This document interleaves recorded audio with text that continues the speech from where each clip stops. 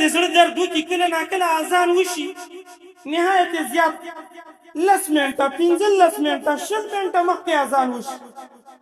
انتظار وکړي چې خلک به راځي زمونږ خو د بازار مسجد دی الحمدلله دلته خو ډېره ګڼئ په بعضې جوماتونو کې به والله زړه به دې وژاړي تاله به جړا درولي خلک کورونو کې ناست د الله د کور نه ورته آواز وشو حي على الصلاة حي على الفلاح او دا بنده مسلمان مکه د خپلو بچو سره ناست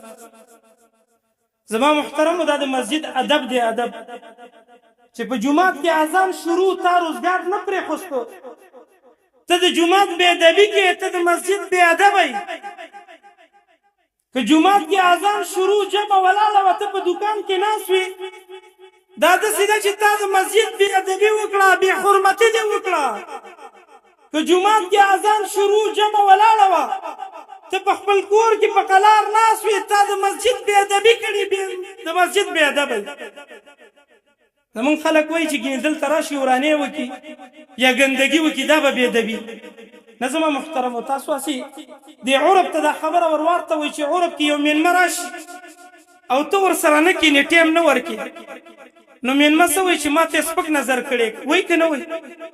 زما بې عزتي یې کړې ده وایي که نه وایي ولې الن کې تا به د هغه ډېر اکرام کړی ډېر نعمتونه به دې په خوړلي خو هغه وایي ما سره ناست نه وي ټیم دې نه دی راکړی تا ما ته سپک نظر کړی زه خو سره خوراک دپاره نه وم راغلی دقه شان مثال د جوماتونو دی چې اذان شروع په کور کې ناست دی تم یو قسم د مسجد بې ادبي که اذان شروع او ته په جومات کې نه حاضر په دوکان کې ناست دی ته هم د مسجد بې ادبي کوي